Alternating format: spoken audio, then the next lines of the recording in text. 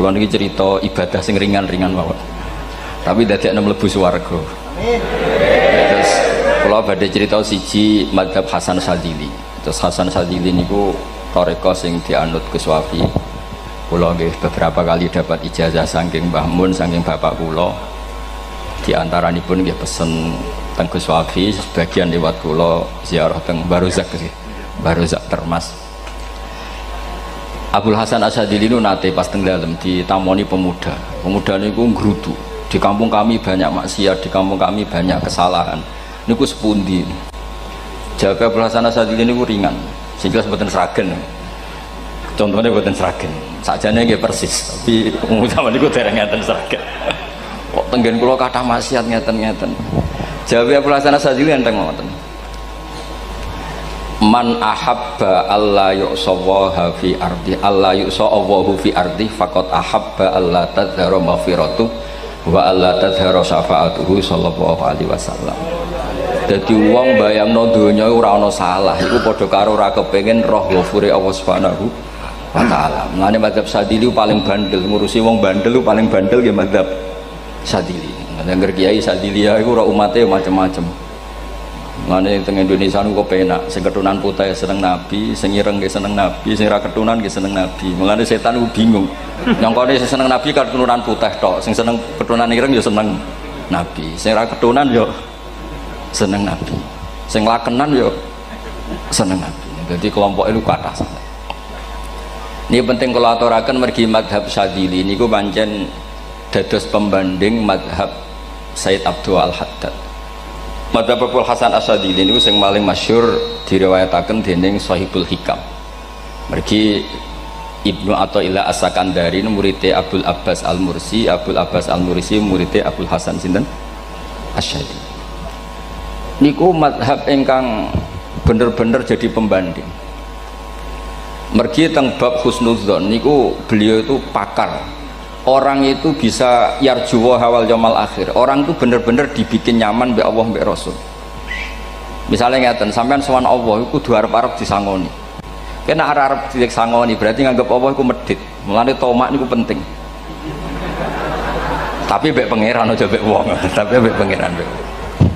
Dados limangka yarjuwa hawal yaumil akhir. Riyen niku zaman kula alit. Niku anggere ana santri lunga iku sanggu sak umbalan. Mergo yakin kiai iku nyangoni. Lho diyakini nyangoni ku keren, berarti diyakini lomo. Lha kok yakin mlebu neraka, berarti nganggep Allah gak Rahman Rahim. Lan yakin mlebu napa? Swarga.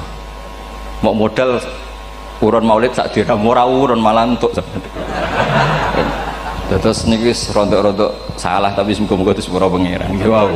Nek sampean bener niku sifat ghafuri Allah nganggur, nggih. Kerhane efektif ana sing salah. Mulane wonten cerita wonten tiyang teng multazam donga ya Allah kula paringi mboten nate salah. Iku jawabe pangeran fa'ena adhu ghufra. Wong ora tau salah sifat ghafur iku nganggur. Niki cerita sing sampean aja niru kula. Niki cerita ilmu. Niku mazhab Abdul Hasan apa? Asyadzili. Benten mazhab Said Abdul Al-Haddad itu jalure khauf. Dadi dosa gede apa cilik? Ora ana gede ora ana cilik. Kowe aja delok sing mbok dosani, aja delok dosane tapi delok sing mbok dosani iku sapa. Misale Gus Wafi ngutus santri teng mriki, "Cung, tukokno rokok." Rokok itu barang makruh misal. Mestinya kan santri oleh bantah, niki kiai ku piye to barang makruh kok kon nuku. Tapi masalahnya kan arah dituruti ya gelo tenan. Jadi aja delok kongkonane iku penting ra penting, tapi mukhalafah iku sababul fir. Misalnya kados kula niki teng mriki kan wonten botol minuman. Cung pindah rene itu kan barang sepele. Terus sampean takok urgensinya apa ya harus dipindah. Iku santri mangkelno to. Ya wis dipindah wae pokoke penting nurut. Iku cara pandang Said Abdul Al-Haddad. Ki aja geman bantah pangeran senajan to perintahe sepele. Piye-piye mukhalafah ngono iku jenenge nentang. Nek cara Abdul Hasan Asyadzili nggih boten barang gedhe mbek cilik kudu ana bedane. Wong ana kabair ana saghair. Masa WA janda beda mek goncekno ya kudu beda. Wong WA tok kok padha mek napa? Goncekno ya kudu beda, kudu ana saghair, kudu ana napa? Kabair. Tapi cara Said Abdul Haddad mboten delok sing mbok maksiati iku sapa. Sehingga khazanah kita niki penuh dengan ilmu.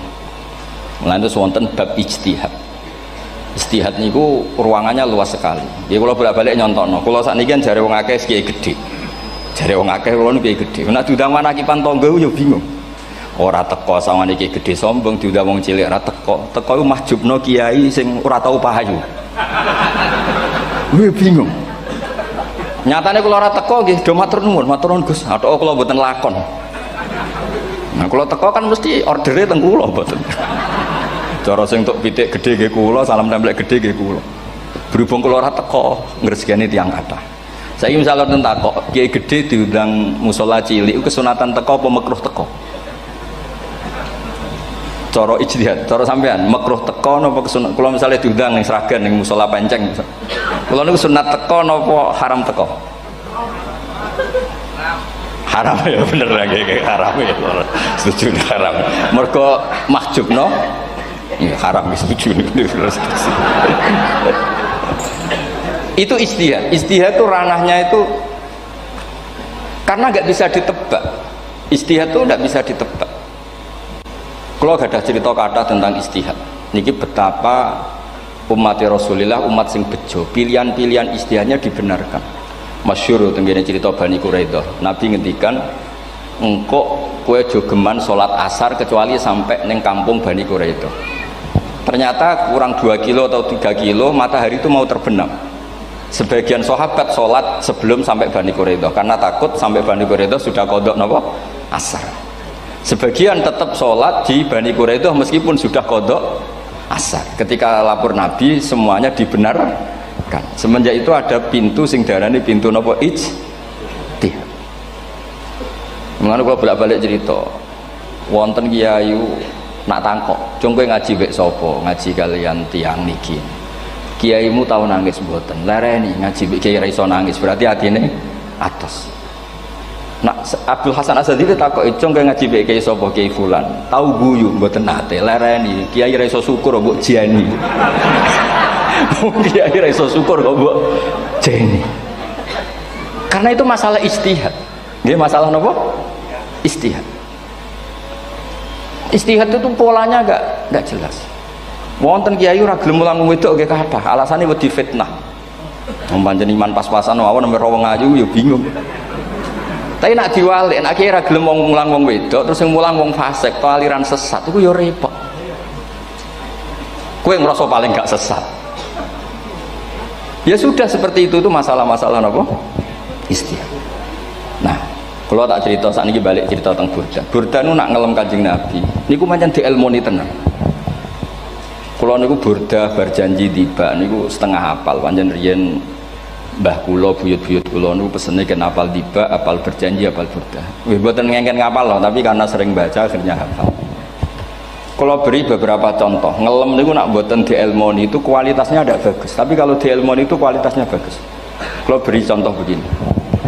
Saya itu kalau pidato atau khutbah atau ngaji apalah terserah istilah jenengan atau ceramah biasanya kalau seneng istilah ngaji niku mesti ikuti sing gampang mawon wa ala alihi wa sahbihi ajmain.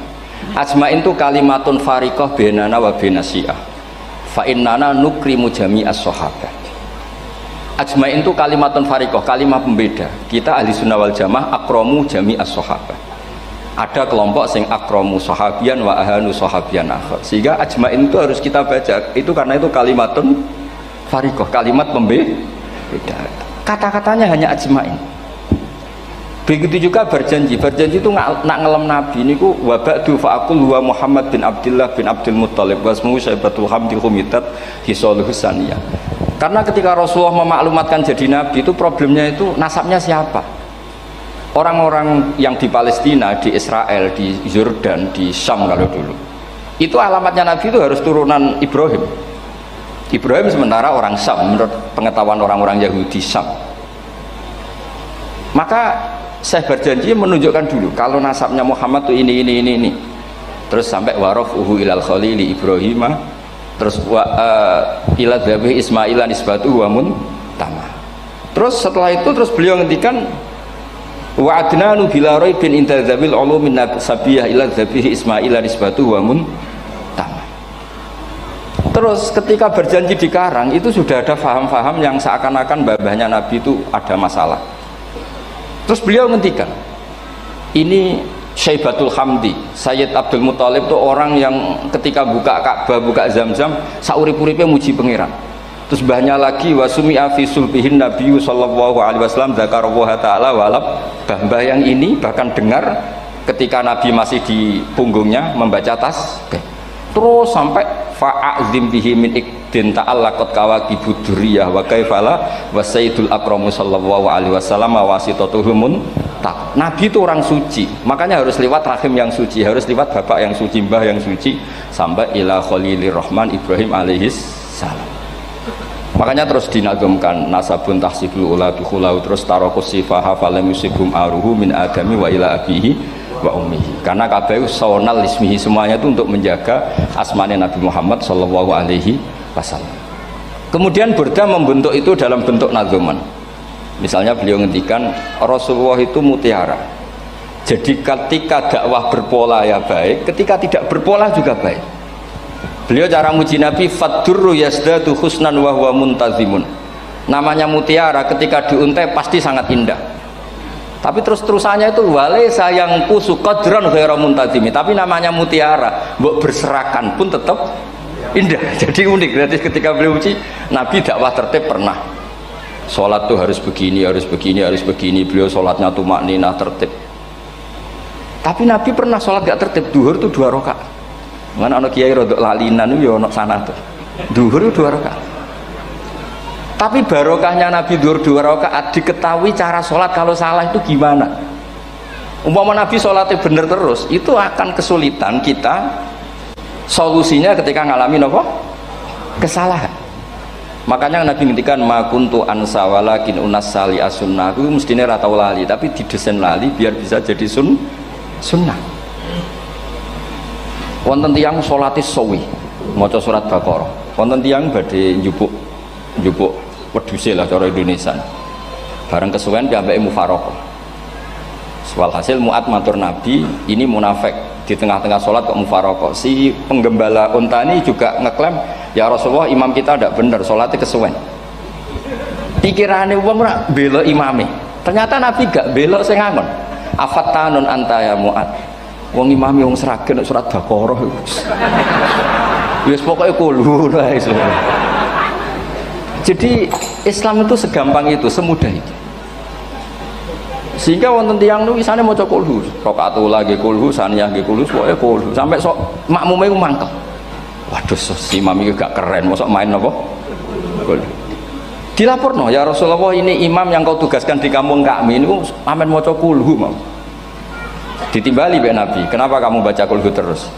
Li annaha sifatullah, karena itu sifatnya Allah. Maka saya senang mengulang-ulang sifatnya.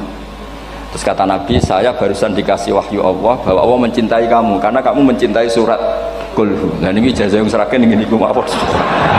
Hati maca timbang maca idza samsu kuwirat bulet nang tengah. Jajal ampun tak tes sakniki. Kiai paling pinter teng seragen kan maca idza samsu kuwirat di depan umum. Mungkin nak dhewean roh, tapi nang ngarepe Habib Doa, ngarepe Gus Wafi meriang nak muntir. Wah, ngoten niku kula ndek kanca niku imame level desa, bareng imami teng kecamatan salat Id. Mersiapno surat Tabarakalladzi biyadil mulk. Suwengi diapalo lanyah sampai ambeke hafid. Niku nyatane nggih malah klirune fatal, malah lali ra maca Fatihah. Saking semangate ben ketok imam keren maca surat napa? Tabar. Jadi yo ribet. Terus kula suwun seneng Nabi niku kados senenge para ulama. Niku nak nyipati Nabi niku gampang. Kula niki beto kitab Saraipun Burdah kalian Saraipun Barjanji. Niku kalau ngelem Nabi niku sederhana sebenarnya. Tapi itu yang mengena. Bisa ulang lagi niku sing mengena. Misalnya dawe Imam sing aran Risalah Qusyariyah. Tegene Bukhari ini cerita Bukhari. Nanti semua nabi ketika di akhirat tuh nafsi. Jadi roh prahara kiamat itu pun gak dinyali, mau muni nafsi. Nabi ini jek kober ngendikan umat. Ketika semua nabi ku pelo wis ra iso muji pangeran, Nabi Muhammad di depan Allah tesih saged muji. fa ahmaduhu bimahamida allamaniha rabbi. Ketika nabi lain sudah tidak punya nyali bilang alhamdulillah, Rasulullah masih punya nyali bilang alhamdulillah. Sehingga fa Muhammadun ahmadu min ghairi. Hampir semua ulama ngendikan ahmadu yang Muhammad itu afal tafdil, fa Muhammadun ahmadu min ghairi. Ketika nabi lain sudah tidak bisa atau tidak punya nyali memuji Allah, Nabi Muhammad masih berani memuji Allah ketika mahsyar. Karena logikanya begini, kira-kira pikirannya nabi-nabi itu wis kiamat, berarti amal wis ditutup lah, buku wis tutup. Tapi tak pikirannya Nabi Muhammad boten ngoten. Allah itu tidak diganggu oleh apapun, tidak kena atau tunduk sama konstitusi apapun. Sampean ra iso ketemu Allah. Allah nih pun akhirat, jenengan pun boleh macam-macam nih, pun tutup buku boten saged.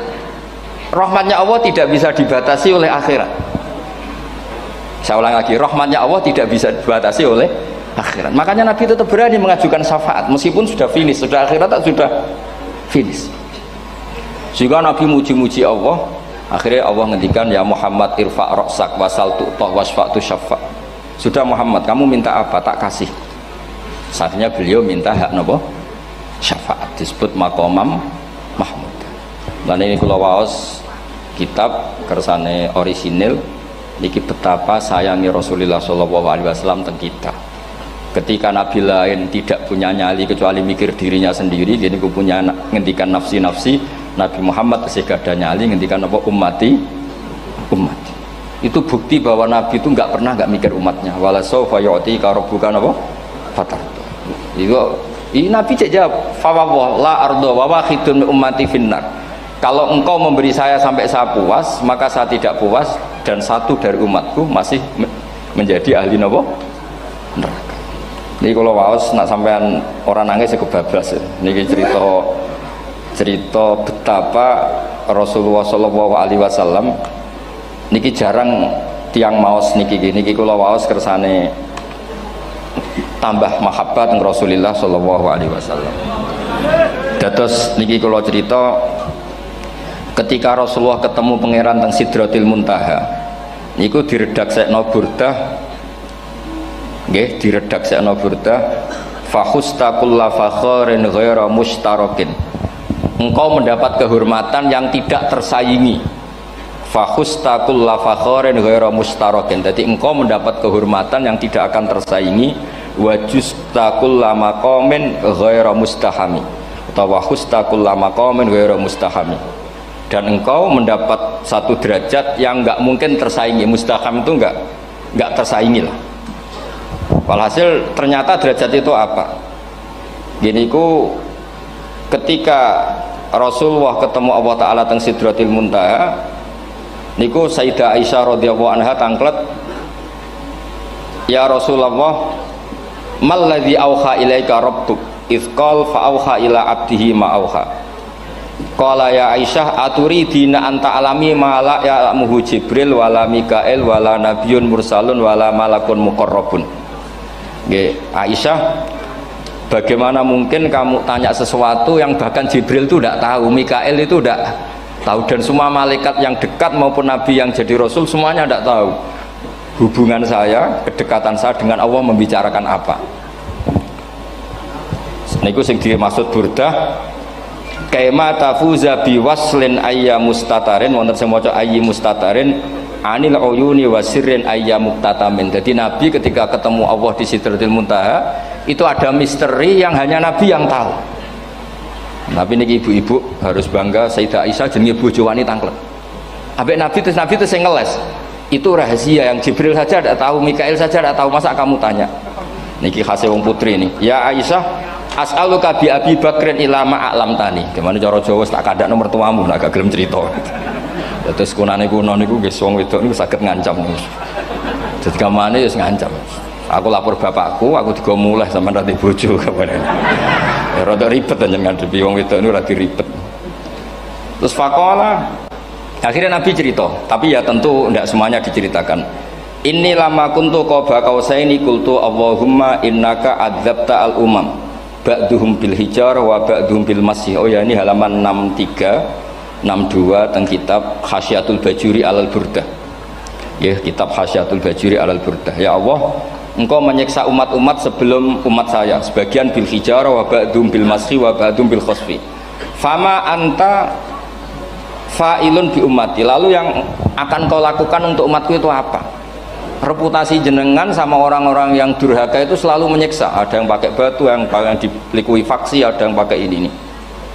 Mosok umatnya kekasih jenengan podo ngoten, jadi Nabi ku pun nego lah, nego supaya gak sama.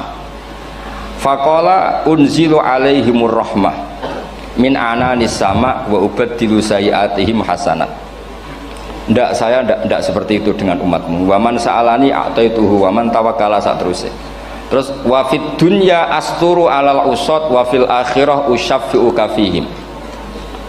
Orang-orang yang masih maksiat di dunia tak kasih hak tobat, dan nanti di akhirat tak kasih hak syafaat. Engkau tak kasih hak syafaat. Mulane ini penting dingertosi, bilih ukuran Nabi baik itu gampang nak sampean ngaji ngangge ilmu. Syafaati li ahlil kabair min ummati, sok syafaatku kanggo wong sing salah akeh. Wong Nabi ku ora melok dosa kok mikir nyafaati, nak rapi-apike wong ra mungkin.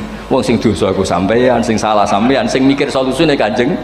Nah, belum wong kok apikane ngono iku gak mungkin ta mungkin. Wong sing salah iku sampean, sing diutang yang sampean, sing kasus iku sampean, sing mikir Kanjeng.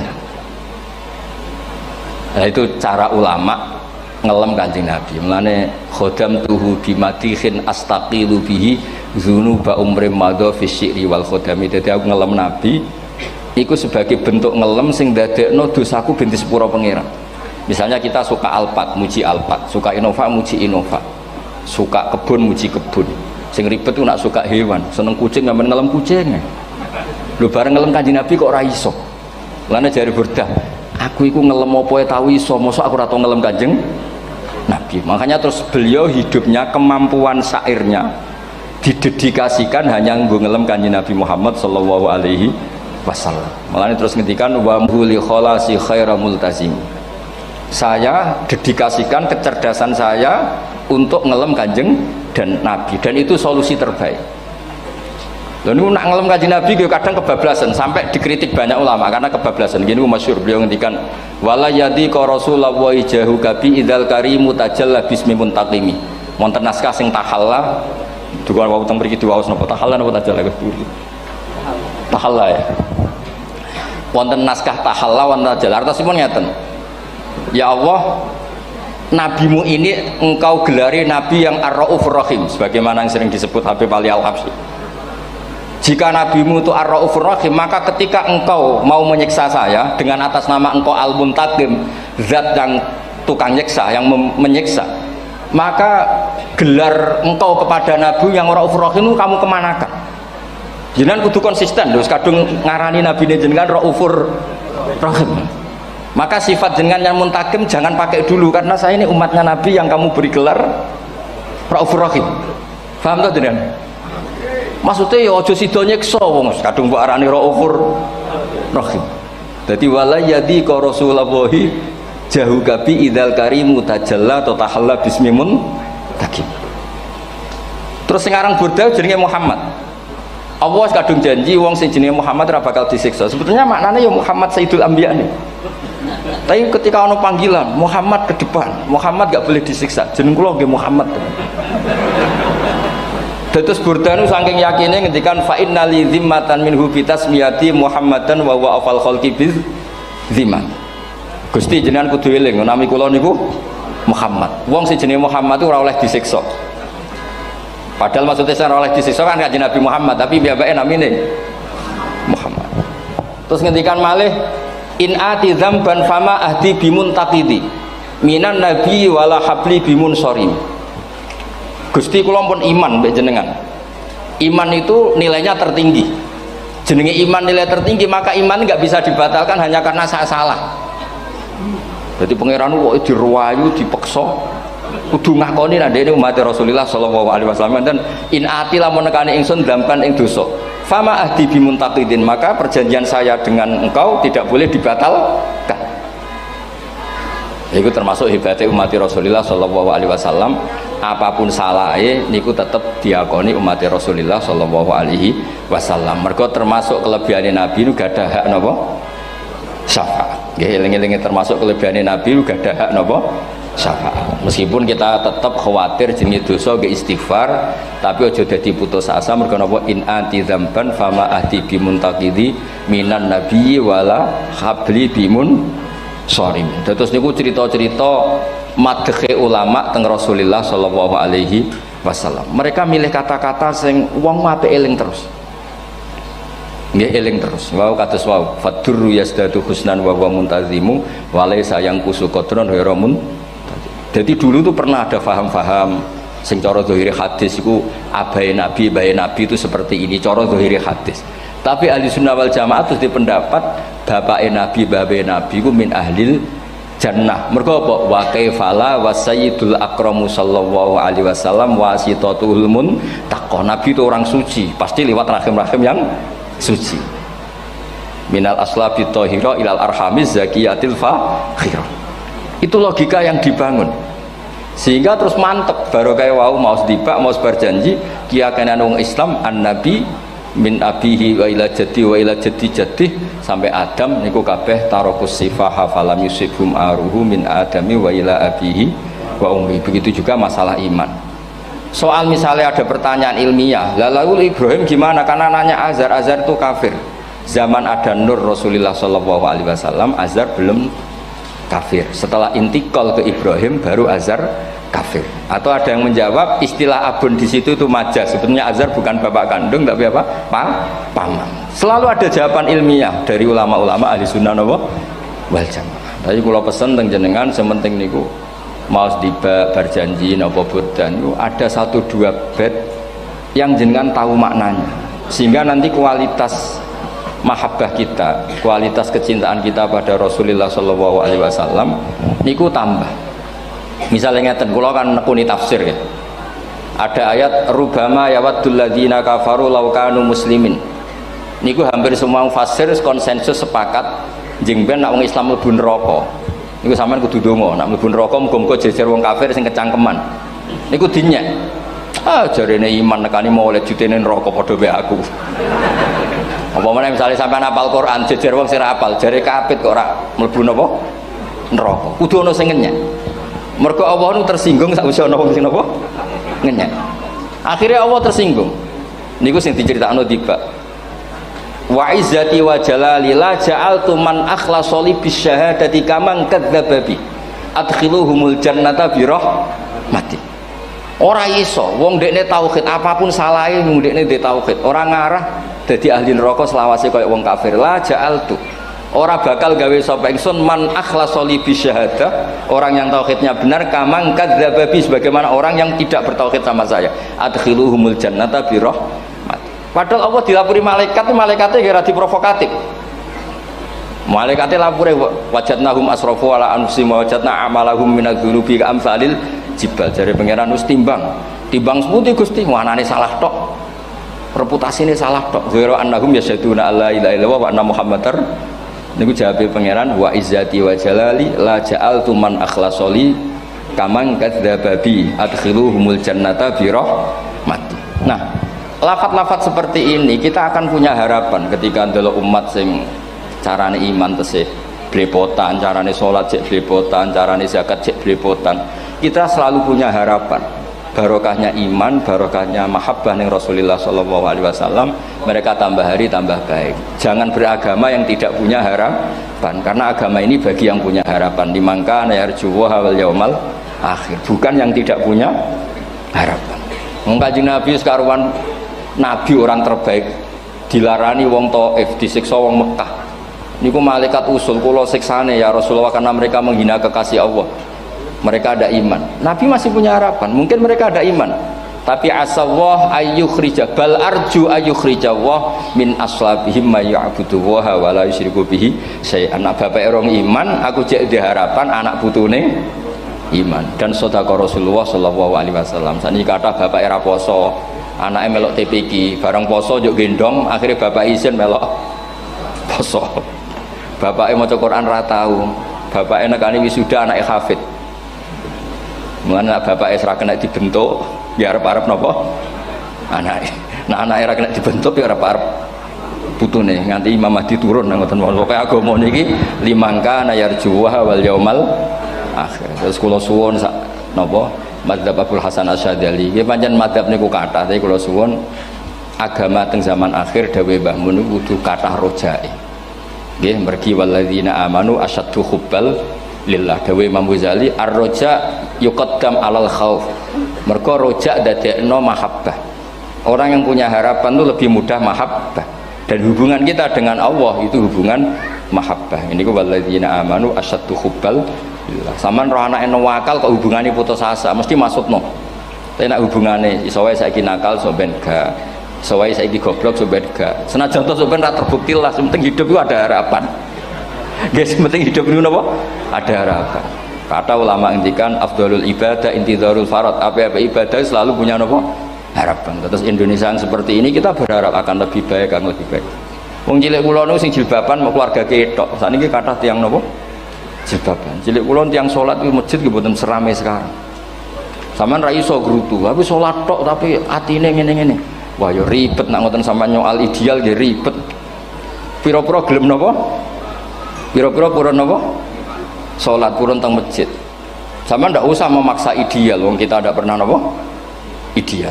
Terus kula suwun cerita-cerita teng tiba teng berjanji bahwa Nabi sahibus syafa'ah. Nabi nu tiyang sing peduline napa ummati.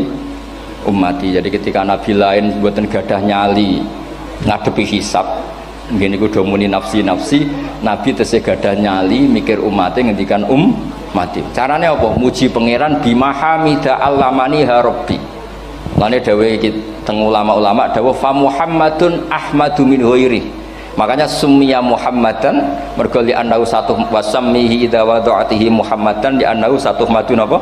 Ubah wa summiya Ahmad li annahu ahmadu min ghairi. Ini hampir semua ulama ngendikan ketika teng mahsyar semuanya Nabi gak punya nyali untuk matur minta sama Allah. Mergo wis kiamat berarti wis finis. Nabi tesih gak ada pikiran Allah itu tidak terhalangi oleh kiamat. Allah tidak terhalangi oleh akhirat. Allah tidak bisa dihalangi apapun. Sehingga Nabi tetap wani njaluk pangeran. Berarti mujine Nabi ku lebih top karena tahu Allah itu tidak terbatasi. Nah karena Allah tidak terbatasi, podo-podo Allah wapian, wis tak jaluk kanggo umatku sing mati alat tauhid.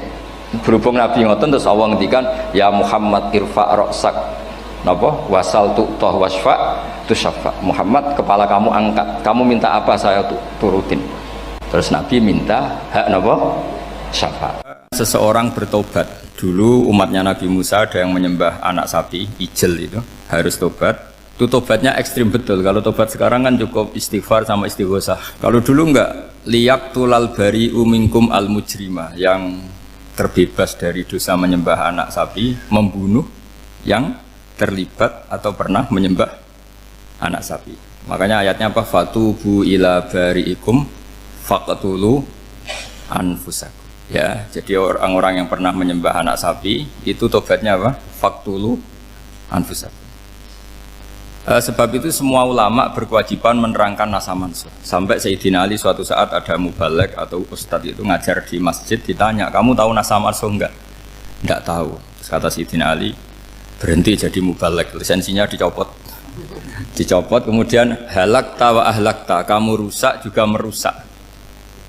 Kenapa demikian? Logikanya begini, semua nabi itu kan panutan. Saya ulang lagi ya, semua nabi itu panutan. Tapi kalau kamu tidak tahu nasaman, so jangan-jangan kamu ikut nabi sebelum kamu, yang nasahnya itu syariatnya sudah apa? Mansukhoh, sudah di nasah. Itu kayak kasus Sunda Wiwitan itu. Itu gak mau punya Nabi Muhammad karena kurang keren, kurang sepuh. Nabinya langsung Nabi Adam. Resikonya adalah beberapa aliran sesat itu, aliran yang kurang benar itu, zaman Nabi Adam kawinan otomatis sama saudaranya. Lalu masa sekarang kita membolehkan kawin sama apa? Kalau sama Nabi Adam mau tidak mau, karena yang cowoknya ya bin Adam, putrinya binti Adam. Lalu Allah bikin satu sunnah yang suami istri itu harus beda, yaitu satu kandungan itu melahirkan satu pasang. Dan mulai dulu memang pasangannya orang jelek itu orang cantik, makanya agak sial itu yang perempuan-perempuan itu memang mulai dulu gitu, kalau cantik itu kesunatannya dapat jelek gitu. Nanti sama-sama masuk surga karena yang cowoknya ibadahnya syukur, yang ceweknya sabar, itu nanti sama-sama. Nah kebetulan si Qabil itu ganteng sekali Qabil. Berpasangan dengan Labuda itu jelek gembrot, pokoknya tidak cantik. Enggak lah, kebalik. Qabil itu berpasangan sama Iklimah. Jadi Qabil ganteng, punya adik kandung namanya Iklimah itu cantik sekali. Yang Habil itu rapati apa? Berarti yang Habil apa? Ya rapati ganteng, berbarengan dengan Labuda juga rapati cantik. Nah karena tadi ya berarti Qabil bareng siapa? Iklimah, Habil, Labuda. Maka untuk kawin ini nggak boleh satu kandungan. Jadi dulu karena nggak ada perbedaan ibu bapak, mau tidak mau beda, yang penting beda. Yaitu akhirnya apa? Qabil dapat Labuda, yang Habil dapat Iklimah karena beda kandungan. Itu sudah cukup. Nah, akhirnya kan nggak terima si Qabil. Masa orang ganteng dapat orang jelek. Jadi mulai dulu itu maunya orang ganteng ya dapat orang cantik, nggak terima. Tapi Allah ngatur seperti itu. Akhirnya terjadi percekcokan. Nah, dulu itu semuanya itu religius, sehingga ukuran percekcokannya masih religi, yaitu ya gini saja, kita ngadakan kurban, yang diterima itu ya menang. Ya ternyata dalam kompetisi itu yang menang siapa? Habil. Akhirnya Habil jadi menikahi siapa? Iklim. Kalau sekarang kompetisinya kan siapa paling kaya ya menang, lebih gampang. Nah kemudian bayangkan misalnya, ya saya ini menerangkan asa mansuh. Kita semua sering ngomong, sering berkoar-koar, sering menyarankan atau mewajibkan para nabi itu panutan dalam semua perilakunya. Ternyata ada beberapa perilaku yang sudah dinasakh atau dihapus ketentuannya oleh syariatnya Rasulullah Shallallahu Alaihi Wasallam. Maka mengenali asa mansuh itu keharusan dalam ulumul Quran, ya. Makanya Allah mengatakan apa? Manansakh min ayatin aw nunsiha pasti na'ti bi khairim minha aw misliha. Jadi saya nerangkan nasakh mansuh itu dua sesi. Satu sesi antar nabi, dua di internal syariatnya apa? Nabi. Sekali saja hari ini tok, sudah, setelah itu anggap pinter sudah. Kalau sudah jangan tanya lagi. Nah, ada beberapa lagi syariat yang masalah metode. Dulu Nabi Nuh itu dibolehkan oleh Allah saking mangkelnya sama orang kafir. Saya ulang lagi, orang kafir itu kan biadab sekali, nempat buminya Allah, makan rezekinya Allah, kemudian mengkafirkan Allah. Pikirannya Nabi Nuh, orang biadab gini nggak layak hidup, itu pikirannya Nabi Nuh. Kalau dia pakai militer, tidak punya militer, ya pakai langit akhirnya. Pakai kekuatan langit, beliau berdoa, Rabbi la tazar alal ardi minal kafirina dayyar. Innaka intazarhum yudillu ibadaka wala yalidu illa fajirong kafar. Ya Allah, mereka ini orang-orang kafir, padahal pakai bumi engkau, pakai rezeki engkau, matikan semua saja, jangan sisakan satupun. Karena kalau masih sisa nanti anak turunnya ya gitu, gennya gendo ya pasti melahirkan gendo, gen wala yalidu illa fajirong kafar. Kalau kamu sisakan pasti melahirkan generasi gendo lagi, kafir lagi. Dituruti sama Allah. Kecuali orang 80 yang ikut Nabi Nuh. Nah orang 80 yang ikut Nabi Nuh ini selamat karena iman. Maka generasi yang sekarang ini termasuk saya semua ini semuanya turunan orang iman. Maka kita ini punya dua status. Satu, Allah kadang manggil kita ya Bani Adam karena faktanya kita turunan Nabi apa? Adam. Panggilan kedua adalah Zurriyataman hamalna ma'anu. Orang-orang sekarang itu pasti turunan orang yang ikut perahunya Nabi Nuh. Jadi nasab kita ini sudah steril. Sudah tidak ada nasab lewat kafir karena yang kafir sudah habis. Semua orang sekarang itu turunan Nabi Nuh, yaitu disebut apa? Dzurriyyataman hamal nama, yaitu sekitar orang 80. Nah, oleh Allah Subhanahu wa Ta'ala syariat seperti ini pernah dituruti, yaitu akhirnya mereka mati semua kecuali orang 80 yang mukmin. Tapi uniknya Allah apa? Era Rasulullah Shallallahu Alaihi Wasallam, Nabi kita Nabi Muhammad itu diutus rahmatan lil alamin. Ketika Nabi didustakan, diusir, disakiti, malaikat gunung, beberapa malaikat yang ahli adab spesial eksekutor lah kira-kira gitu.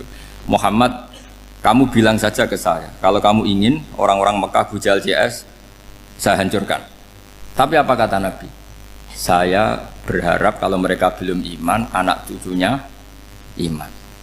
Karena bagaimanapun sperma ya atau calon bayi atau calon keturunan itu kan ada fi aslabir rijal atau fi zuhurir rijal. Jadi kalau dalam ilmu agama itu gen manusia itu disimpan di zuhurir rijal di punggung lelaki. Nanti dipindah ke arhamin nisa. Logikanya gini. Ini dengerin ya. Logikanya gini, misalnya Abu Jahal. Abu Jahal itu di situ ada orang namanya Ikrimah. Itu anaknya Abu Jahal. Itu orang mukmin. Akhirnya ya jadi orang alim. Abu Lahab itu di rahimnya di punggungnya ada perempuan namanya Darroh. Akhirnya juga orang mukminah. Saya berikan contoh. Khalid bin Walid itu anaknya Walid. Walid itu musuh besarnya Rasulullah. Tapi di punggungnya ada orang bernama Khalid. Ini dengerin. Nah di punggung ini kira-kira Allah sudah tahu apa belum? Jawabannya sudah tahu. Artinya kalau ini mati atau kamu bunuh, kamu sebenarnya nggak bunuh orang kafir saja, bunuh calon orang mukmin yang sekarang masih bersemayam di punggungnya orang-orang kafir. Jadi bisa saja orang yang sedang kafir itu ada sekian calon generasi yang suatu saat mukmin. Itu syariat yang diajarkan ke Rasulullah SAW. Karena kasofnya Nabi, kasof itu satu kondisi di mana seorang Nabi itu dipertontonkan sesuatu yang nggak kelihatan. Itu dalam bahasa Arab kasof atau mukasyafah. Nabi dipertontonkan ternyata banyak orang kafir yang di punggungnya itu ada calon generasi mukmin atau muslim. Akhirnya Nabi nggak berani. Jangan bunuh. Mungkin bapaknya ada iman tapi anaknya iman. Betul, Abu Jahal punya anak Ikrimah, Abu Lahab punya anak Darroh, Walid punya anak siapa? Khalid. Itu mirip seperti kita, bapak era sholat, anak ETPK sholat, akhirnya bapak katut sholat. Banyak nggak di Indonesia, bapaknya tidak bisa baca Quran, anaknya hafid. Nah, itu kalau bapaknya kamu habis, tidak ada yang meselin. Makanya biarkan hidup saja. Nah, artinya gini, andai kan tidak ada ulama yang menerangkan nasa mansuh, dikira syariat Nabi Nuh itu abadan mu'abbadat, selamanya lama. Sehingga main teror sama orang kafir sah berdasar Nabi Nuh. Padahal kita sudah ganti Nabi. Yaitu syariatnya Rasulullah SAW masyhur itu ketika Nabi ngendikan, saya tidak minta mereka dihukum, tapi ya Allah saya minta Allah mahdi qaumi fa innahum la ya'lamun. Mereka kafir itu karena tidak tahu. Sehingga ada periode. Loh kalau perang itu beda, perang itu konteksnya duel, itu tidak harus sama Abu Jahal, Abu Lahab. Ada penjahat mau bunuh kamu wajib perang enggak? Wajib. Penjahatnya meskipun muslim apa harus kafir? Meskipun muslim.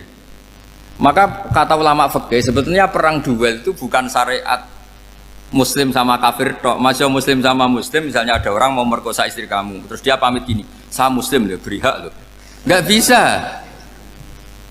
Saya penjahat loh, muslim, jadi kamu nggak boleh merangin saya, ngelawan saya kan muslim. Nggak bisa, tetap harus dilawan. Makanya kata ulama-ulama fikih, pertarungan sama musuh itu tidak harus sama orang kafir. Orang muslim pun yang mengganggu kehormatan kita, misalnya mau merkosa istri Anda, itu harus dilawan. Makanya Nabi ngendikan mangkutilah duna mali fahuwa syahid, mangkutilah duna harimi fahuwa syahid. Orang yang mati karena membela kehormatan keluarganya atau hartanya, maka dia mati syahid. Dan penjahat yang mati ini muhaddarun damu, diabaikan sehingga nggak kena kisos, membunuhnya nggak kena. Misalnya ada penjahat mau bunuh kamu duel menang, kamu nggak kena kisos karena ini muhaddarun damu, diabaikan kehormatannya. Padahal dia muslim, apa? Muslim. Ini perlu. Jadi ini mengaji ini agak jelimet tapi gampang. Kan kalau paham nggak paham selesai, jadi nggak baca selesai itu. Sehingga kalau nggak ada nasaman, maka orang selalu berpikir, pokoknya yang penting ikut Nabi. Nah itu bahayanya kalau Anda tidak tahu detail, jangan-jangan syariat yang kamu ikuti itu syariat yang sudah berstatus mansukhoh, telah dicabut. Dan itu banyak. Makanya kata Sayyidina Ali ketika ada orang ngajar gak tahu nasa mansuh, halakta wa ahlakta, kamu rusak dan merusak orang lain. Seperti tadi pernah ada kawin itu satu turunan, yaitu era Nabi Adam. Masa kita sekarang kawin sama satu turunan, kan gak mungkin. Ya kan, pernah ada membumi hanguskan orang kafir, yaitu syariatnya Nabi Nuh, itu dihapus oleh syariatnya Nabi Ibrahim dulu, Yaitu Nabi Ibrahim menghentikan apa? Faman tabi'ani fa innahu minni wa man asani fa innaka ghafurur rahim. Ya, kalau orang ikut saya ya Allah ya pasti golongan saya. Kalau yang masih maksiat, masih balelo, saya berharap engkau ampuni. Akhirnya banyak orang kafir tobat. Coba era Rasulullah itu semua orang kafir Mekah itu kafir. Nabi belum wafat. Itu sudah ada 114.000 mukmin semua. Jadi Nabi menangi mayoritas orang menjadi mukmin dari mayoritas kafir, yaitu disebut wara'aitan nasa yadkhuluna fi dinillahi afwaja. Andai kan Nabi Muhammad pakai syariatnya Nabi Nuh, bisa enggak ngislamkan orang sebanyak itu? Enggak bisa kan? Maka ini penting mengenali nasah mansukh. Jadi periode cara wong Jawa maksud no tuntas. Robila tadar itu, pasot tuntas itu, menghabisi itu habis di periode Nabi siapa? No, syariat itu sudah enggak dipakai lagi. Yang dipakai apa? Faman tabi'ani fa innahu minni wa man asani fa innaka ghafurur rahim.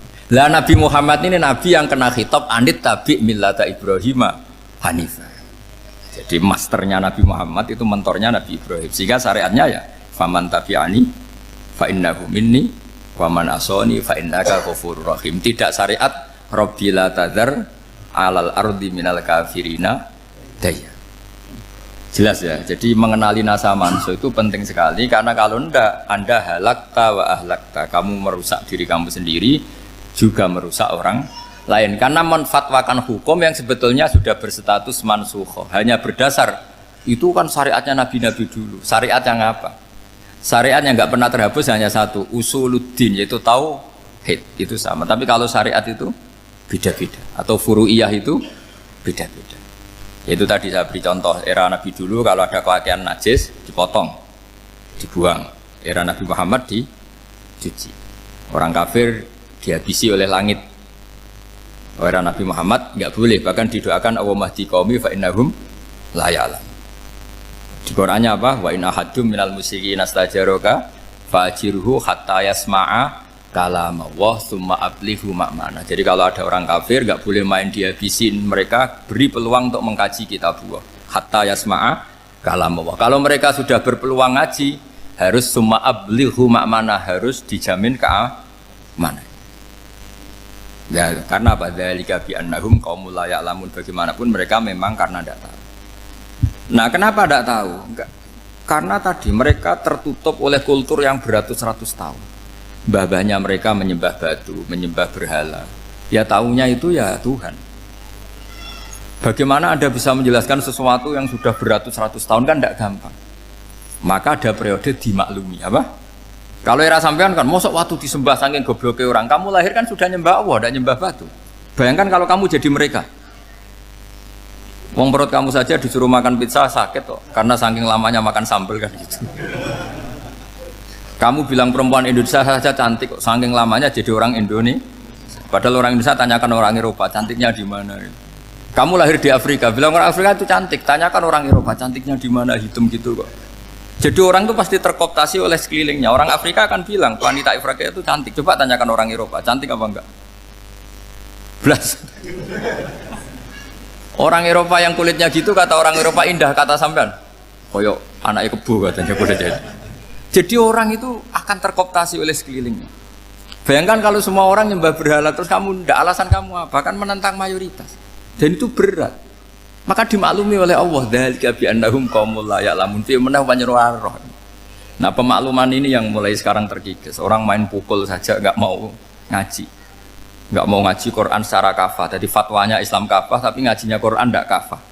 Ngambil 1-2 potongan ayat dipakai dalil. Jadi Islamnya inginnya kafah tapi ngajinya Quran enggak. Kalau kafah ya hafal 30 juz itu. Kalau mau ya, kalau mau kafah ya hafal berapa? 30 juz. Makanya saya sering bilang, saya sering dinasihati orang karena belum tahu saya ini hafal Quran. Bapak harusnya Islam itu kafah. Kata saya ya dimulai dari konsep Islam itu kafah dulu. Apa ya hafal Quran secara kafah. Jadi ini penting saya utarakan. Bahaya sekali orang mengenali Islam tanpa mengenali nasah mansukh. Karena beberapa syariat Nabi sebelum kita itu berstatus mansukh. Terus contoh berikutnya, ini nasah mansukh antar Nabi apa khusus internal Nabi? Ntar Nabi aja gak selesai nih sampai subuh aja gak selesai. Contoh yang paling keren mungkin cowok semua senang. Nabi Dawud dulu istrinya berapa? 99. Nah itu kalau masih halal itu kan berarti jenengan tuh punya istri berapa? Wah kan ngeri betul. Punya satu aja repotnya gitu apalagi berapa? Punya 99. Terus kamu bilang gini, ini kan syariatnya Nabi Dawud, Nabi kan bisa diikuti. Pernah ada periode di mana seperti itu boleh. Jadi makanya mau tidak mau mengenali nasah mansuh itu harus. Kalau ndak ya kamu masih berkeyakinan boleh beristri berapa? Nah ini penting saya utarakan. Makanya Sayyidina Ali itu kalau ngetes calon mubalek, kira-kira kalau Kemenak dulu inginnya apa? Sertifikasi apa? Mubalek. Itu tanyanya gitu. Ta'rifun an-nassa wal mansuh, kamu apa tahu nasa mansuh lah? Jawabnya Sayyidina Ali, halak tahu ahlak tahu, kamu orang yang rusak. Karena tadi takutnya ada syariat yang sudah mansukhah dipakai. Itu tadi misalnya kita ini tidak umatnya Nabi Nuh, tapi pakai syariat Robbila tadar alal ardi minal kafirina. Terus ketiga begini, misteri manusia itu. Dan ini kita tidak pernah tahu sampai kiamat, tapi ini ilmu harus kita diskusikan. Misalnya saya ini namanya Bahauddin. Saya sekarang hidup sampai 2019 sekarang. Kan hanya Allah yang tahu berapa turunan saya sampai kiamat dan statusnya kayak apa. Donald Trump juga gitu. Donald Trump itu sekarang kafir, tapi kita tidak pernah tahu nanti turunan keberapa ada yang Muslim. Lah turunan yang calon Muslim ini diletakkan di mana kita tidak tahu. Yang jelas kalau kamu bunuh itu katut itu. Artinya gini, logika membiarkan orang kafir itu ya ada logikanya. Gitu. Logika membunuh karena mereka mau membunuh kita ya ada logika fikihnya, karena kalau kita ada membunuh dibunuh. Makanya semuanya hukum ini terus bergantung al-hukmu yaduru ma'ilatihi wujudan wadam. Di sini terus dipertemukan. Makanya semua nabi itu kalau yang namanya membunuh pasti pas perang saja, karena ini kondisi yang memang pilihannya hanya dua, kalau nggak dibunuh ya membunuh. Ada duel lah itu. Maka ini butuh kajian fikih dan orang nggak boleh subjektif dalam hal ini. Saya ulang lagi, tidak boleh subjektif. Karena tadi orang yang kamu katakan sekarang misalnya Zaid, kamu itu bodoh sekali. Kenapa bodoh? Nggak hafal Quran, nggak pernah kuliah, nggak pernah ngaji. Ternyata Zaid ini bersemayam calon anak yang alim alama hafal Quran, namanya Umar, tapi masih jadi sperma. Suatu saat Zaid itu punya anak alim alama. Kan banyak orang nggak bisa baca Quran punya anak hafid. Banyak nggak di Indonesia? Banyak nggak petani yang punya anak dekan? Petani punya anak dekan. Yang dekan punya anak naik kelas saja susahnya bukan main. Banyak kan? Nah ketika dibalik nanti ada dekan punya anak goblok, yang petani punya anak dekan, pinter mana? Kita tidak pernah tahu. Makanya ini kan ya sudah, kalau nggak pernah tahu ya bilang saja wallahu alam, kan selesai. Daripada keminter keliru kan ada wallahu alam. Makanya cerita favorit guru saya Kiai Haji Maimun Zubair itu punya apa namanya Kiai Zubair. Itu cerita favoritnya itu ada santri namanya Soleh. Soleh itu alim alama. Orang Madura itu cara berpikir kan kalau kiai saja alim seperti itu, apalagi bapaknya. Pas bapaknya main ke pondok, santrinya ada ribuan. Bapaknya main ke pondok itu sholat itu ya gak bener, gak sesuai sunnah Rasul lah kira-kira gitu. Sudah sholat itu gak bener, apa-apa gak bener. Masih ditakwil sama santri Madura, karena orang Madura itu kultus. Mungkin khilaf itu satu khusus, pokoknya perlakuan khusus. Suatu saat saking bodohnya orang itu, kenceng tuh pinggir musola. Wah ini gak bisa ditakwil lagi, akhirnya gak bisa ditakwil tuh gak. Wah ini sudah gak bener ini, gak bener. Singkat cerita santri tadi gak kuat matur ke kiainya, Pak Yai, jenengan sealim itu kok bapaknya segoblok itu. Kenapa? Ya, dia kenceng pinggir musola. Oh bapak saya tuh pinter sekali. Kok bisa? Karena beliau yang memutuskan saya mondok sampai saya jadi alim alama seperti ini. Yang bodoh itu mbah saya. Yang bodoh itu mbah saya kan.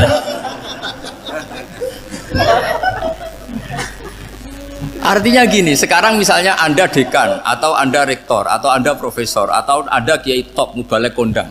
Anda mubalek kondang terus punya anak, gobloknya bukan main, atau apalagi anaknya ketangkep KPK. Yang satu anaknya orang bodoh jadi dekan. Kalau kompetisi ini pinter mana coba? Ada ahli metodologi tapi anaknya itu terlibat narkoba. Yang ini petani utun, anaknya dekan. Kira-kira kalau dikompetisikan pinter mana? Anaknya pinter petani tadi. Gitu. Yang ketika petani kamu vonis bodoh gitu. Tapi siapa tahu kalau ini menyimpan calon. Paham ya? Kita tidak pernah tahu. Makanya Quran selalu ngajari dalam ilmu sosial itu wa in adri la'allahu fitnatul lakum wa mata'un ila. Dalam ilmu sosial itu kita harus jawab tidak tahu. Karena mobil. Makanya saya tadi pagi ngaji di direktorat, saya bilang, saya pernah diprotes orang, Gus kamu udah jelas 01 apa 02. Ya saya jawab gitu. Manusia itu makhluk yang paling gak jelas gitu. Sekarang soleh suatu saat bisa saja gak soleh. Yang sedang gak soleh suatu saat soleh. Sesuatu yang mungkin rubah kok kamu fanatik itu gimana? Nalarnya itu gimana? Coba kita tahu dulu Wahsy itu pembunuh Hamzah, akhirnya mati mukmin ya enggak? Padahal orang yang sangat dibenci Rasulullah karena membunuh Sayyid siapa? Hamzah.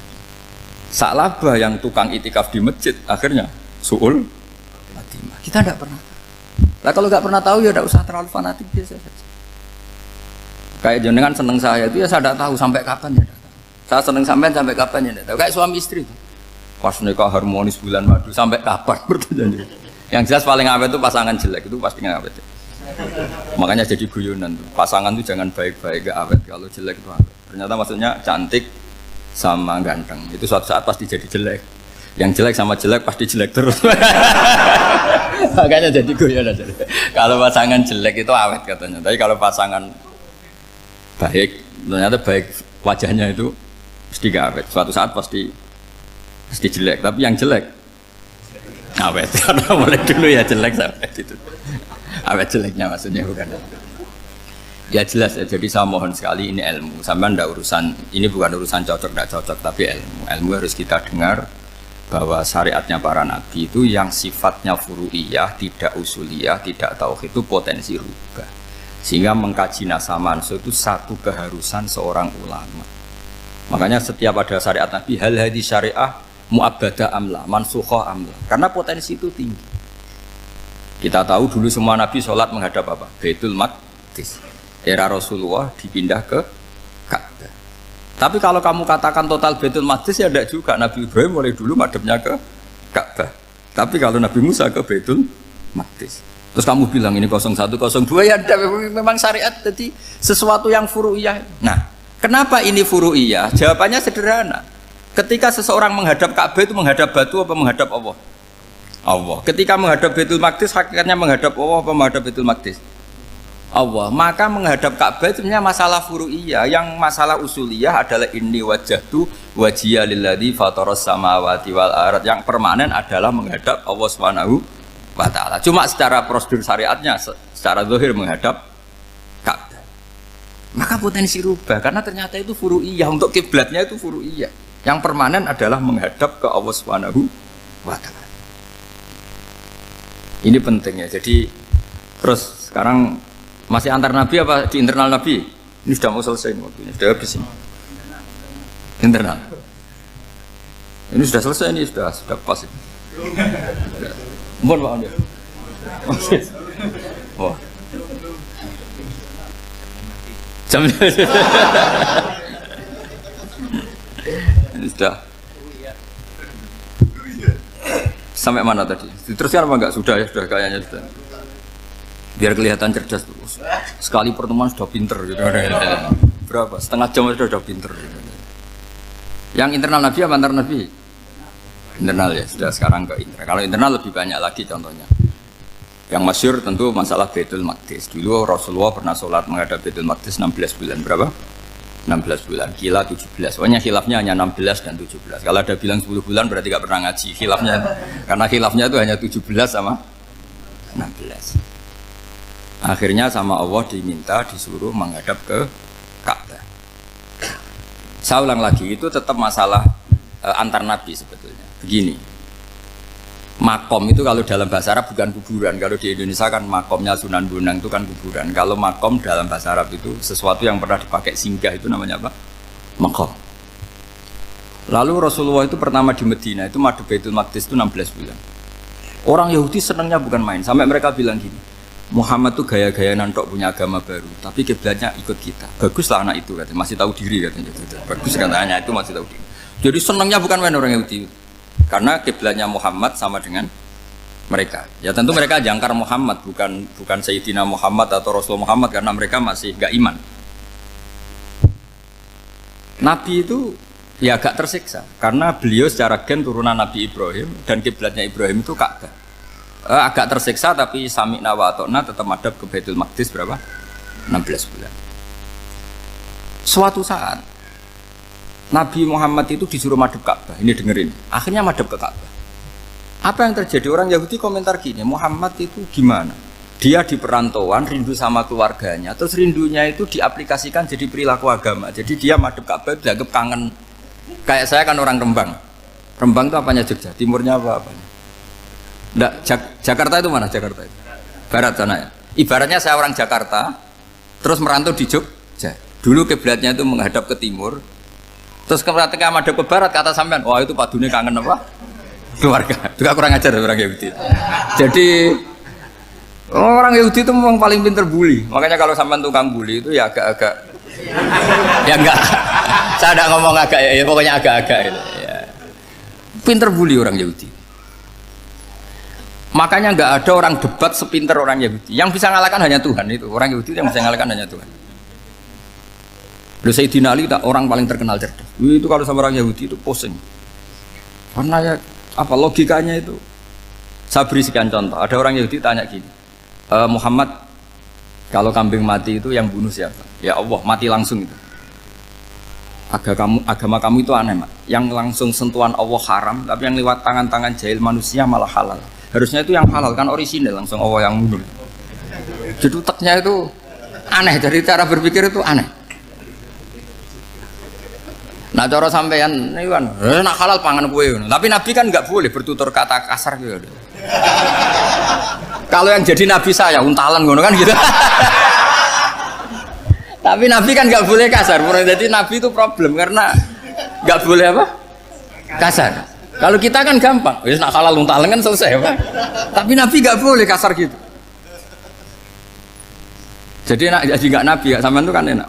Mau keliru ya pantas, mau apa saja pantas. Karena kan nggak panutan. Kalau Nabi nggak bisa. Meluruskan kebenaran itu harus tetap sesuai akhlak. Ya jadi agak kerepotan. Makanya punya Umar alhamdulillah ada yang nggak perlu aturan itu. Jadi enak. Jadi ya itu memang aturannya harus itu. Coba Nabi itu perang tapi nggak boleh bunuh. Kayak apa susahnya? Beliau jadi sasaran tembak tapi nggak boleh bunuh. Kalau sahabat kan enak, duel, relax, santai, bisa tarung. Kalau Nabi nggak boleh. Makanya Nabi meskipun ikut perang terus nggak ada sejarah orang yang dibunuh. Ya hanya satu peristiwa itu pun dibaca orang kafir, ditangkis Nabi, pedangnya kembali ke dia mati. Tapi nggak ada yang Nabi. Karena Nabi kalau pembunuh nanti itu terus kayak pendekar kan susah juga punya Nabi kok. Habis perang saya Nabi tanya, Muhammad habis perang berapa? 1000. Ya repot juga punya Nabi mantan apa? Pembunuh, meskipun yang dibunuh orang kafir, tapi kan kayak apa ya? Fitrah manusia itu akan menolak kepemimpinan orang yang gitulah pokoknya nggak bisa diterangkan itu. Makanya Nabi itu nggak pernah bunuh, meskipun kayak apa musuhnya, tapi nggak pernah bunuh. Untungnya di sekeliling orang-orang yang tadi. Jangan bilang itu suka bunuh ya, pokoknya perang itu ya. Perang dengan bunuh itu beda loh ya. Kalau perang itu fair apa? Fair. Sampai mana tadi? Nabi Ibrahim ya tadi. Makom tadi saya ulang lagi. Nabi Muhammad menghadap ke Baitul Maqdis itu hanya Allah nuruti. Ini loh Nabi betul. Tahu betul bahwa di antara syariat adalah Baitul Maqdis. Karena semua Nabi pernah berkiblat Baitul Maqdis. Tapi Nabi ketika menghadap ke Ka'bah, Nabi juga dibilangin sama Allah. Ini loh syariat yang benar. Karena Ka'bah juga kiblat sing aktaku. Lebih tua ketimbang Baitul Maqdis. Maka disebut Ka'bah Atiqah. Ilal Baitil Atiq. Kalau Quran bahasakan Ka'bah apa? Wal yatawafu bil Baitil Atiq. Atiq itu tua sekali. Ya sudah. Ketika berstatus tua itu orang Yahudi seneng. Mergo roh kelirune Muhammad. Mereka nantang, Muhammad ayo debat terbuka. Nabi rawuh. Bagaimana Anda bilang Ka'bah itu kiblat tertua? Wong Ka'bah itu pertama yang menghadap sana itu ya kamu. Semua Nabi menghadapnya ke Baitul Maqdis. Terus Nabi Muhammad mulai berargumentasi ilmiah tadi. Enggak, Ka'bah itu kiblatnya Ibrahim. Jadi Ibrahim dulu itu yang mulai dulu kiblatnya itu di Ka'bah. Terus orang itu tanya buktinya apa? Terus dijawab fihi ayatum bayyinatum maqam Ibrahim. Ternyata di situ ada jejak kakinya Nabi Ibrahim, yaitu batu yang diinjak beliau ketika bangun Ka'bah. Itu argumentasi ilmiah. Lah barang orang Yahudi kehilangan ilmu, itu gobloknya orang Yahudi. Makanya yang bisa mengalahkan Yahudi hanya Allah Subhanahu wa taala. Luang Ibrahim saja golongan kita, pengikut kita. Ibrahim itu pengikut Yahudi. Wah, itu Nabi mulai senyum-senyum, mulai tertawa-tawa. Wah, itu goblok, orang terdidik. Karena itu ibaratnya kayak kamu bilang Soekarno itu pengagum Puan Maharani. Kira-kira seperti itu. Soekarno itu pengikut Puan. Karena Yahuda itu Yahuda bin Yakub bin Ishak bin Ibrahim. Saya ulang lagi ya, nasabnya Yahudi ya Pak. Yahuda bin Yakub bin Ishak bin Ibrahim. Jadi Ibrahim itu mbah keempat dari Yahuda. Tapi karena mereka kalah debat, Ibrahim itu pengikut Yahudi, itu sama dengan bilang apa? Soekarno itu pengikut Puan Maharani. Itu kan jadi aneh. Atau Gus Dur pengikut Mbak Yeni, atau Basim Asari pengikut Mbak Yeni, itu kan aneh. Wah, akhirnya sama Allah diingatkan. Makanya ada ayat ha antum haula hajjatum fi malakum bi ilm falimatu hajuna fi ma laysa lakum bi ilm. Perjanjian debat ini semuanya harus ilmiah. Tapi kenapa perdebatan Anda malah ndak ilmiah? Karena orang Yahudi iftadohu, malu semua. Wah, semuanya Muhammad itu satu-satunya kekalahan orang Yahudi. Tapi ayat-ayat seperti ini itu enggak populer. Ayat ha antum haula'i hajjastum fi malakum bi ilm falimatu hajuna fi ma laysa lakum bi. Jadi Islam, betapa hebatnya Islam. Kalau debat harus ilmiah. Dan Kanjeng Nabi menantang, ini perjanjian kita debat ini ilmiah. Kenapa sekarang jadi tidak ilmiah? Yaitu kamu mengatakan Ibrahim itu pengikut Yahudi, padahal Ibrahim dengan Yahudi itu dulu Ibrahim. Makanya Yesus kalah, mat. Tapi tetap ra Islam. Tapi nah, makanya terus Ka'bah dibuktikan ketuaannya lewat apa? Fihi ayatum bayyinatum maqamu Ibrahim. Itu bukan makam kuburan. Karena makamnya Nabi Ibrahim tetap di Hebron, temudi Palestina. Kira-kira itu Palestina. Jare Israel yo ning Israel, mbok nang ndi. Jare ning Israel yo ning Israel, jare Palestina ning. Saya pernah ziarah ke sana di Hebron. Di makamnya Nabi siapa? Ibrahim. Jadi jelas ya. Jadi nasa mansuh itu ketentuan yang dikehendaki Allah Subhanahu wa taala untuk menguji loyalitas manusia, menanggalkan semua akalnya. Makanya saya mohon sekali siapapun yang ngaji saya dimanapun, sekali-kali manusia itu harus menanggalkan akalnya. Sekali Anda pakai akal, maka Anda akan ingkar dengan nasa mansuh. Nasa mansuh itu hukum yang direvisi, yang dibatalkan. Makanya orang Yahudi lagi-lagi pinternya orang Yahudi, merovokasi orang-orang yang Islamnya belum kuat, diprovokasi gini. Ungzuru ila Muhammadin tahayyara fi din yukhillu yawman wa yuharrimu ukhra. Lihat itu Muhammad, dia kebingungan cara beragama. Kadang bilang A, besok bilang B. Jadi nasa mansub dianggap satu bentuk kebingungan. Gak kurang ajar tapi. Wah, akhirnya sebagian orang yang murtad. Makanya nasa mansub itu satu peristiwa yang menjadikan banyak orang murtad. Karena diprovokasi orang Yahudi bahwa itu bentuk kebingungan Muhammad. Akhirnya terus saya qulu sufa minan nasi ma wallahum al-qiblati mulati kanu aliyah. Nah, kelirunya orang Yahudi adalah ternyata nasab mansuh yang dipilih Rasulullah itu semuanya ada di Taurat dan Injil. Termasuk di Taurat dan Injil disifati dan Nabi yusolli ilal qiblatin, bahwa Nabi ini akan bersolat dengan dua kiblat. Makanya tetap ditantang. Kul fa'tu bitaurati fatluha in kuntum shadiqin. Kalau kamu tidak percaya bahwa saya ini orisinil, ayo bareng-bareng mengkaji Taurat. Tapi mereka tidak siap mengkaji Taurat. Karena Taurat semuanya mendukung Rasulullah Muhammad SAW. Fatluha in kuntum shadiqin. Makanya ini penting sekali ngaji. Jadi perdebatan itu macam-macam. Dan itu pinternya orang Yahudi. Ungzuru ila Muhammadin tahayyara fi dini yukhillu yawman wa yuharrimu ukhra. Ini penting sekali. Makanya nasa mansuh itu uji loyalitas. Itu Imam Malik kalau mencontohkan ke Imam Syafi'i. Saya berisikan contoh fikih. Ini saya melanggar waktu. Ini sudah berapa? Saya yang tidak mengesahkan diri saya. Ya misalnya ini ya, ini kertas saya bawa ya, ini kertas saya bawa. Terus ini tak kasih uang misalnya, uang 100.000. Atau kalau contoh Imam Syafi'i dulu dididik Imam Malik begini. Ya Syafi'i, kalau kamu punya dua budak, dua pembantu, kalau dulu kan masih ada budak, dua pembantu lah kira-kira. Seneng mana, yang cerdas sama yang goblok? Seneng yang cerdas. Kalau yang nurut sama yang bantahan, seneng yang nurut. Lah yang nurut itu yang goblok. Makanya tinggal dibalik saja. Kamu tak beda ya. Seneng mana punya istri yang cerdas apa yang goblok? Coba jawab. Atau ibu-ibu mbak-mbak ini, seneng mana punya suami yang cerdas atau yang goblok? Kalau cerdas gak bisa diakali. Tapi goblok nurut tapi ya kadang di sini kan di sini. Nah, itu kan antar manusia. Masalahnya kita menghadapi Allah Subhanahu wa taala yang semua kita pasti bodoh.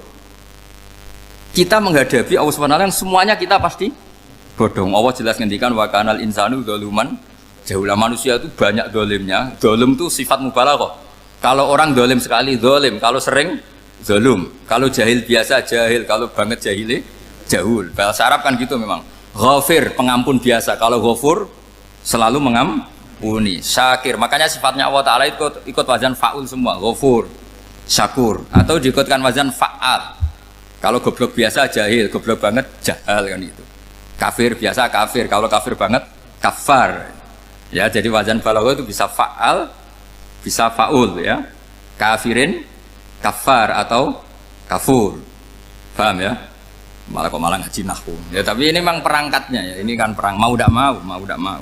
Makanya misalnya Allah tidak suka kulla kafarin banget kafir ya, Pak. Paham ya? Kulla khawanin banget khianate. Kalau khain khianat biasa, kalau khawan sering khianat. Lah manusia itu kata Allah apa? Zaluman.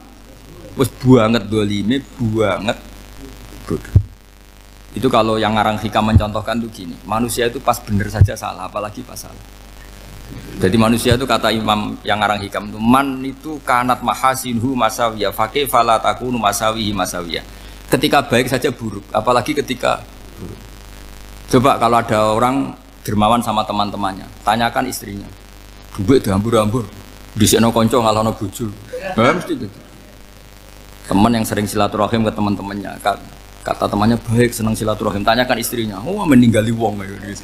Jadi manusia pas baik saja ada buruknya, apalagi pas buruk. Makanya dulu bapak saya ngajarin saya istiqomah ya apik ya, tapi kadang-kadang nak keterusan itu ora istiqomah ngangkangi orang dia tidak punya kesempatan. Misalnya ada imam masjid imami terus sampai tua sampai mau mati, itu istiqomah apa tidak memberi peluang yang lain? Tidak jawab aja. Jadi itu manusia. Jadi pas baik saja buruk, apalagi pas buruk. Kayak saya gini di sini ngajar baik, tapi saya ada tidak sopannya harus di atas. Padahal banyak orang sepuh, ada Pak On, ada beberapa yang kan terpaksa nggak sopan. Tapi sama yang nyuruh, berarti sama yang dosa. Kemarin saya minta di bawah supaya ganjaran saya utuh, ini gara-gara begini ganjaran saya ini agak terkredit apa terdebat itu karena itu. Saya teruskan. Jadi manusia itu punya sisi itu karena manusia itu dzalum dan apa jahul. Wa kanal insanu dzaluman. Problemnya ini ngadepi Allah yang selalu pinter, yang kita selalu bodoh. Misalnya gini, kamu ditanya Allah. Ini contohnya Imam Malik. Ikla hadi sokhroh fa inna tahtaha dhahaban. Coba bongkahan batu itu kamu angkat, di bawahnya ada emas. Lalu budak yang pinter berlogika, oh disuruh buka itu karena ada emas toh. Berlogika. Kalau budak yang goblok enggak, ya disuruh ya diangkat saja. Ada emas apa enggak karena perintah ya diangkat. Yang satu nurut karena perintah, yang satu nurut karena ada emas, ada sesuatu. Logikanya suatu saat Tuhan tuh hanya bilang gini tok, ikhla hadis sokhroh, batu itu angkat. Yang nurut yang goblok permanen tadi kan langsung ngangkat. Yang pinter, ini ada apa lagi Gusti kok harus diangkat? Ya gak ada apa-apa, nyuruh saja kata Allah gitu. Wah tidak bisa, sesuatu harus ada alasannya. Itu kira-kira mangkel loh agak. Oh mangkel. Nah, logikanya manusia seperti itu. Makanya dua murid pinter, di rakyat pinter, presiden ya susah mesti demo. Goblok ya susah di sini uang. Ini kan nggak ada pilihan. Memang manusia itu nggak ada pilihan. Nah sekarang masalahnya gini di fikih ini, saya kembali lagi ke fikih. Pertanyaannya secara fikih begini. Misalnya iddah. Iddah itu seorang perempuan ditinggal mati suaminya atau ditinggal atau cerai. Itu kan ada namanya apa? Iddah. Iddah itu memastikan apa tujuannya? Memastikan rahim itu steril dari mani atau sperma zaut awal. Supaya nanti kalau dinikah orang lain tidak terjadi ikhtilatul ansab, nasab. Oke, berarti iddah kita beri argumentasi secara ilmiah li baro'atir rohmi. Jadi misalnya Zaid menceraikan istrinya Sri dalam keadaan masih bisa haid. Iddahnya 3 kali masa suci. Wal mutallaqatu yatarabbasna bi anfusina salah satu guru. Lalu karena secara teori medis kalau haid berarti bukti tidak hamil. Apalagi kalau haidnya terulang-ulang sampai 3 kali pasti tidak hamil. Sehingga kalau nanti dinikahi orang lain pasti kalau ada anak ya anaknya zaud sani atau zaud kedua. Berarti alasan iddah li baro'atir rohmi. Oke, kita sok pinter, sok bijak. Pertanyaannya adalah sekarang sudah baru 1 bulan suaminya di Malaysia nggak pernah ngumpuli. Dicek di medis juga berbukti tidak hamil. Apakah boleh tanpa iddah? Semua ulama mengatakan tidak boleh. Tapi ini kan rahimnya jelas bersih. Ya karena iddah itu nuruti perintah pangeran, pokoknya tetap iddah 3 kali masa suci, 3 kali masa suci atau masa haid, itu ada perdebatan ulama. Tapi kan ini terbukti bersih Gus. Meskipun terbukti bersih, kata Allah harus iddah 3 bulan atau berapa? Kira-kira 3 bulan, 4 bulan ya tetap harus iddah. Kowe milih mana? Sok pinter, Gusti. Berhubung ini, pangeran mbok terangno gitu. Berhubung. Jadi Tuhan apa mbok wari berhubung Gusti ini jelas steril dari sperma zaut awal. Nggak usah iddah Gusti. Sama aja kamu disuruh majikan kamu ikhla hadis sakhra, berhubung nggak ada apa-apa, nggak usah ya. Kira-kira mangkel nondak budak yang seperti itu. Mangkel. Maka dibutuhkan kebodohan dalam beragama. Betul itu memang. Makanya Nabi itu unik, pernah bilang itu gini, aksaru ahlil jannah al-bulhu, aki-aki penduduk swarga itu al-bulhu, wong goblok-goblok. Maksudnya goblok yang jenis ini, bukan goblok betulan maksudnya. Maksudnya goblok jenis ini itu ya tetap pinter, tapi pinternya dibuang. Pura-pura goblok demi samina. Jadi saya misalnya kok pinter dan goblok tadi sekaligus. Pinter dan goblok. Ya bah ikhla hadis sokhra fa inna tahta hadaban. Tak angkat karena saya tahu di bawah ada emas. Tapi di hati saya sajane ya mergo perintah. Suatu saat kalau disuruh Allah ikhla hadis sokhra, perintah ya tak angkat ya sudah. Jadi ya pinter ya goblok. Saya tahu namanya perintahnya Allah pasti ada hikmahnya. Hikmahnya iddah adalah li baro'atir rohmi. Tapi hikmahnya jadi kawula adalah nurut perintah Allah, cek tahu alasannya maupun tidak. Lah di sini ada illatul hukmi untuk membangun kecerdasan, tapi ada loyalitas untuk membangun ubudi. Ya, bahwa kita ini kawula roh tetap loyal. Makanya tadi pagi saya cerita Sayyidina Umar. Sayyidina Umar kayak apa cerdasnya? Tapi tetap ubudi ya. Yaitu Rasulullah SAW sering dibully orang kafir. Muhammad tuh gaya-gaya nantok.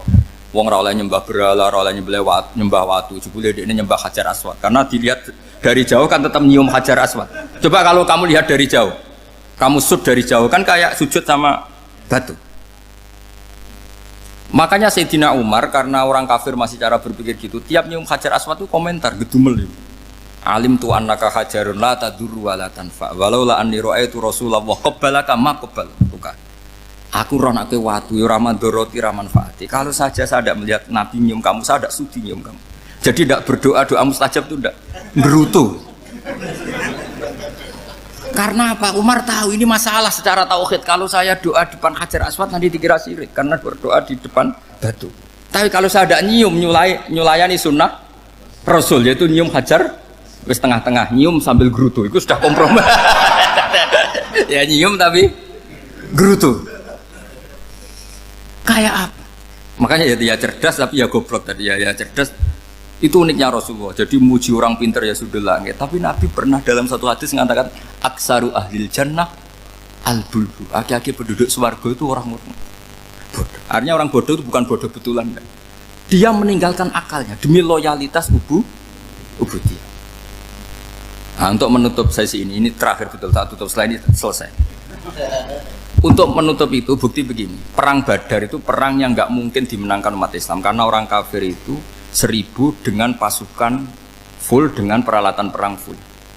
Rasulullah itu tahun kedua Hijriah itu pasukannya hanya 313. Itu pun pedang itu untuk orang 5 itu hanya ada pedang 1.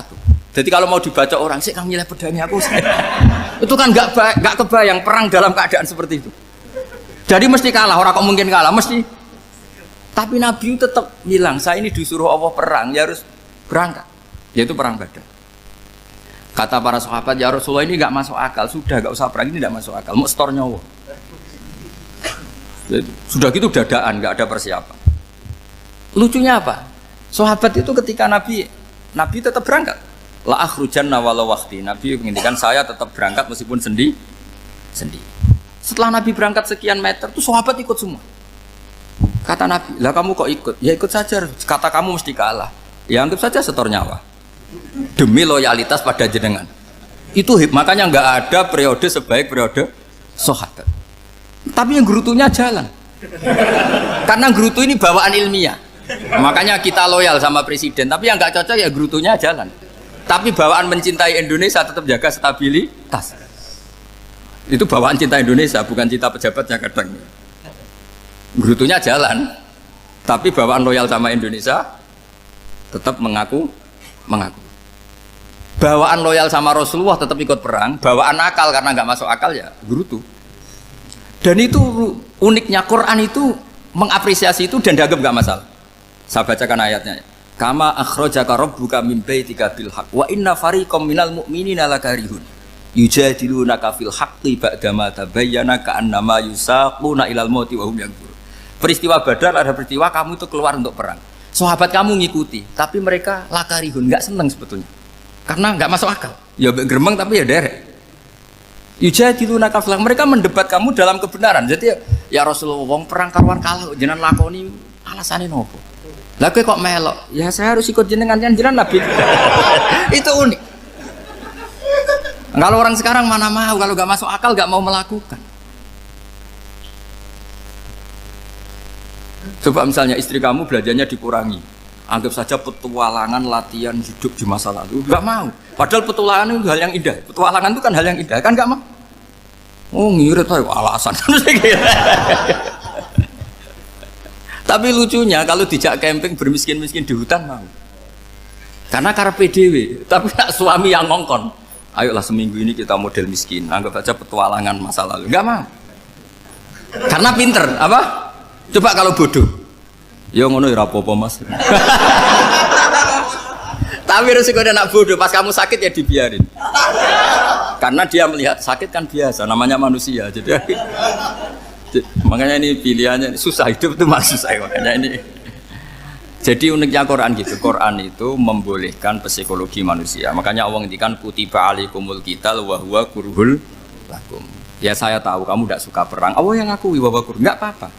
Tapi ketidaksenangan kita harus dilawan demi mengikuti Allah dan misalnya perempuan Allah juga gitu, wa ashiruhunna bil ma'ruf. Gauli istri kamu muamalah secara baik. Kata Allah fa in karihtumuhunna fa'asa an takrahu syai'a wa ja'alallahu fi khairan katsira. Mungkin ada watak yang kamu tidak suka, tapi di situ ada kebaikan. Allah ngaku yang namanya suami mesti ada watak yang enggak suka dari istrinya. Juga sebaliknya lebih banyak lagi yang suami istri kamu tidak suka watak kamu. Juga nggak suka hidung kamu, wajah kamu banyak lah nggak disuka. Tapi demi kestabilan negara suami istri ini, mereka loyal, justru itu bagus. Maka jagalah ilmu, juga jagalah loyalitas. Itu yang perlu saya utarakan. Jadi makanya agama ini dibangun dua. Satu kecerdasan hikmah, yaitu ya al-hukmu ya duru ma'ilati wujudan wa adalan. Tapi juga ada ubudiyah, bahwa agama ini milik Allah. Maka sami'na wa ata'na. Karena begini logikanya, saya ulang lagi masalah batu. Iqla hadis sokhro fa inna tahta hadaban. Terus saya angkat, pembantu saya ngangkat. Dia saya gaji atas nama apa? Nurut kan? Atas nama menemukan emas apa atas nama nurut? Nurut karena emas itu juga penemuan saya, milik saya. Ngangkat batu yang nggak ada emasnya juga atas nama nurut. Jadi rapot yang saya berikan ke pembantu saya itu tentang nurut dan tidak nurut. Saya kan tidak peduli dengan cerdas dan tidak cerdas. Itu kan tidak sesuatu yang menguntungkan saya. Nah Allah juga gitu, kecerdasan kamu, pinter kamu itu tidak menguntungkan Allah subhanahu wa ta'ala. Karena Allah itu tidak butuh pinter kamu, cerdas kamu. Allah hanya butuh mental ubudiyah kamu. Makanya Allah mensifati nabinya hanya subhanalladzi asra bi abdihi. Karena status tertinggi manusia adalah sifat kehambaan. Makanya ya Tuhan nafsul mutmainnah irji'i ila rabbiki radhiyatam mardiyah fadkhuli fi ibadi. Berstatuslah sebagai hamba baru wadkhuli jannah. Nah kalau kamu berstatus hamba ya harus baik, gak usah kalian bantah. Coba kalau kamu rasional, ya Allah kenapa bikin surga nanti-nanti? Engkau kan bikin sekarang, ngapain repot-repot nanti? Jadi kacau semua agama. Makanya yang perlu didahulukan adalah status ya Tuhan nafsul mutmainnah irji'i ila rabbiki radiyatan mardiyah fadkhuli fi ibadi. Masuklah berstatus sebagai hamba saya. Khasnya hamba tadi ya cerdas karena semua yang diperintahkan Allah pasti ada hikmahnya. Tapi kecerdasan ini kadang kita tinggalkan demi loyalitas ubudiyah. Terus ngoten mawon kula ngapunten ingkang kathah mugi-mugi niki barokah. Assalamualaikum warahmatullahi wabarakatuh.